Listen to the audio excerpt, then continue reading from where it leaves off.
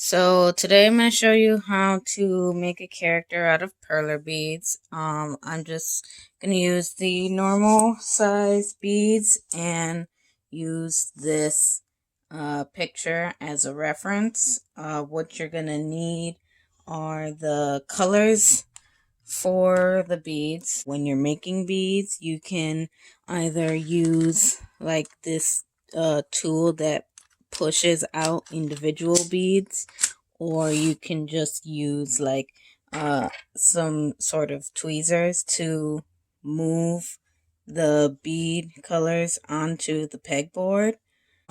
You can do it a couple of different ways. You can either start with like the outline and then work your way in by individual colors, or you can do like a whole row at a time, or however you want to start.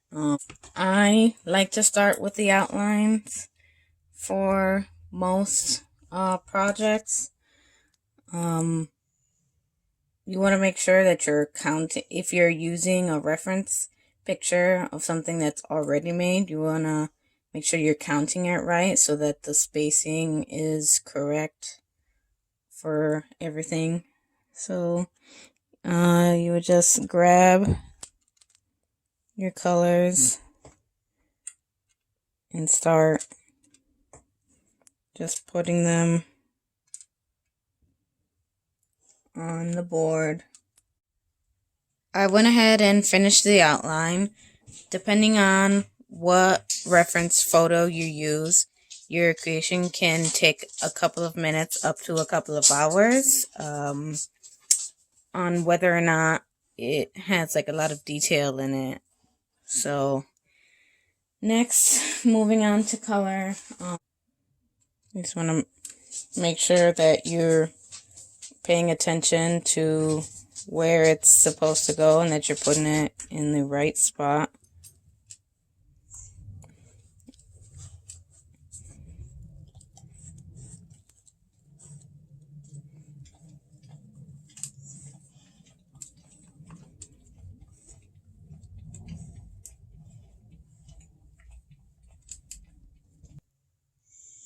Okay, this is what it looks like so far, and now I'll move on to the green.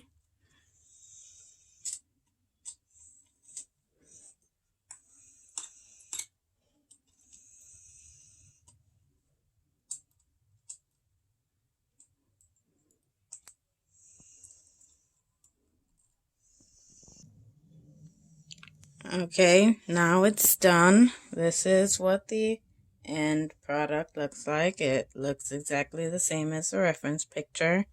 From here, you could either iron it directly on the pegboard, or what I like to do is put masking tape on it first so that I don't accidentally melt the pegboards and ruin them. Okay, so you would want to make sure you get a big enough strip, and you want to line it up from the bottom, the very bottom bead. You just lay it across. You want to smush it down so that all of the beads stick to the tape.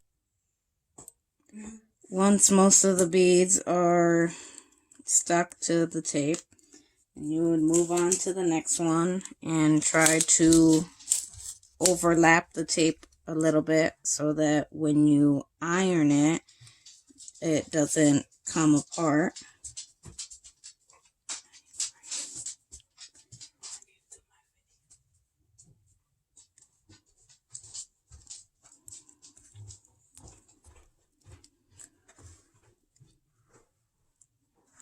Okay, so now that I have this smaller piece left over, I don't want to grab another one of these giant pieces because then that would be wasting a lot of the tape. So then now I would grab the smaller tape and measure a piece that is slightly bigger than the area that I'm trying to cover so that it sticks to the pegboard and doesn't lift any of the beads out of place.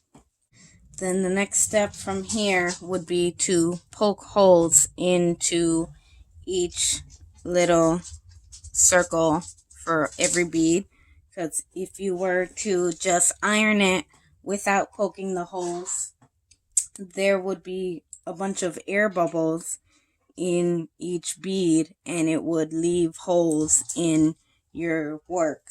So you would just take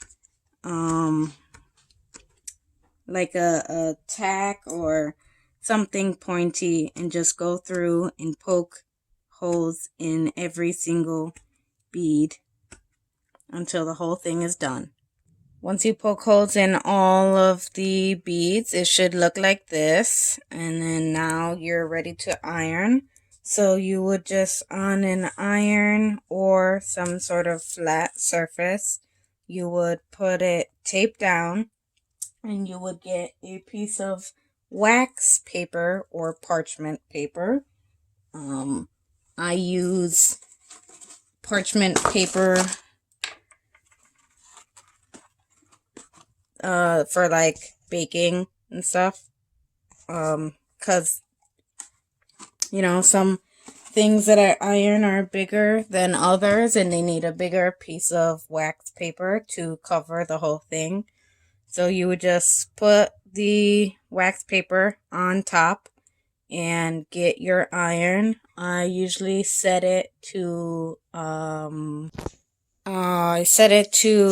polyester with the steam off, and you would let it heat up and you would just like do circular motions while ironing it, so that it gets all of the holes out so that it becomes more of like a flat look. So you would want your end result to be like this, trying to get most of the holes out. Sometimes it doesn't get every single one of them, so it might end up looking like that. You just have to be patient and try not to over iron it, because if you over iron it, then the beads on the edges will keep pushing further out and the colors in the middle will start to bleed together. So you just have to be careful in how you're ironing it. Once you're done ironing it, you just let it cool. I like to leave it on a flat surface and put some weight on it so that it stays flat, because if you, after ironing it, if you just leave it, then the edges will start to curl inwards and it won't lay flat against whatever surface you're trying to put it on.